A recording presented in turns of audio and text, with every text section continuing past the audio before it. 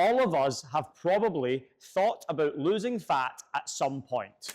Here are the best foods for easy fat loss. You have 3 macronutrients, your protein, fats, and carbs. I have graded each section out of 3 so you can see which ones are the best to focus on for fat loss, and I'm going to go into detail for them so you understand how to apply this information, not just read it and then goes in one ear, out of the other.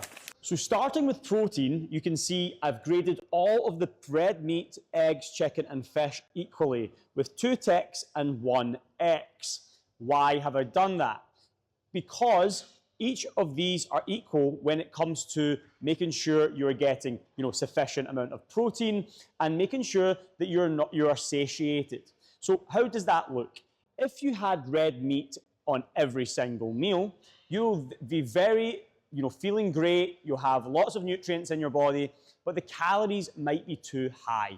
You might end up eating too many calories in a day and then will reduce your fat loss journey and the speed that you should be reducing at. And the problem with that is even though it is very healthy to eat red meat, it can be problematic when it comes to specifically fat loss. If you're not on a fat loss journey, it is okay, but if you are, then making sure you have an equal amount of red meat to, for example, chicken, because chicken, on the other hand, for example, has low fat, which means that you're going to have high protein, low fat, which means that you're going to have less calories. So you can construct it in a day with, let's say as an example of 2 meals in the day as an example. You have lunch and dinner, you don't have breakfast. Well, your first meal could be red meat at high quantity. You could have 60 grams of protein in that meal, and you're going to have slightly higher calories compared to when you have 60 grams of protein with the chicken. And then you're going to have a balance of fats in the day.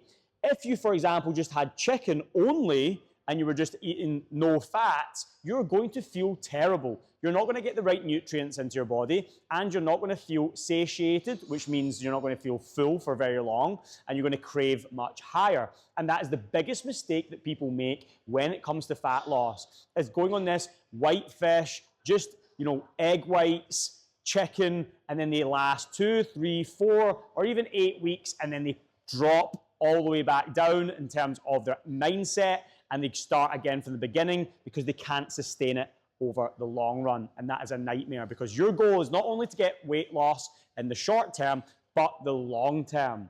So you have to balance the protein correctly. So to recap, you can say you can have red meat and maybe, for example, beef or lamb or salmon, for example, in a day for your first meal. And then your second meal, you could have your chicken. Even though eggs have high fats, I would change it each day. So maybe you have red meat and then chicken, and then the next day you have eggs and salmon. You could have that as a balance to make sure that you're getting enough protein, enough calories in there, and you're making sure that you're having, you're getting satiated enough. So these are all graded equally. Sorry to interrupt this video, but please like and subscribe. The algorithm will push this out to more people on a fat loss journey. And that takes us on to the fats. The fats here are slightly different. So again, I've graded it again in this sequence. So you've got 2 ticks, 1 X. This one here has 3 X's, so it's bad for fat loss. This one is, again, bad for fat loss, but let me go into slightly more detail. Let's go into the fatty meats. That's, as I just explained, you have to understand that it's good, but also you have to balance it. So you can't have too much fatty meat, which I've already explained. But going into the avocado and nuts, I've said they are healthy produce to eat, of course, but when it comes to specific fat loss, the protein level to the calories is off. So what does that mean? It means that the amount of protein that you'll get in 100 grams of nuts, for example, will be way too high in terms of calories. So what will happen? You'll then feel hungry, you won't feel satisfied, and then you'll want to eat more and more nuts, as opposed to, for example, you have your fatty meats, you'll then feel more satiated and fuller for much longer. Okay, so you want to, yes, you can have those, but if you are going to have those, you might need to count the calories in those to make sure you're not overeating them and constantly doing that on a daily basis, which then affects your fat loss journey. And the biggest mistake people make is they get to a position and where they say, oh, I'm eating healthy, but I'm not losing weight. The problem with that is when you do that, you end up in a situation where you get frustrated and you give up because you're eating healthy, but the fat loss is you're not getting rewarded with your fat loss. Moving on to things like oil and cheese, starting with oil, I've given it 3 X's. Why? Because when you're eating things like oil, there's not really any sort of nutrient level in oil specifically, and it's not really necessary. Whereas a lot of the time when people are having things like cheese, for example, there is a nutrient value in cheese there, and there's also a protein value in cheese. So I would still say it still can be eaten on a fat loss journey, as long as you're maybe going for the lower fat cheeses. But what you'll find is things like nuts and cheese, you overeat them. So that's where you have to be careful, and why I graded that as 1 green tick and 2 red X's. Moving on to carbohydrates, you've got your rice, potatoes, fruit, and then you've got your drinks and you've got your sweets.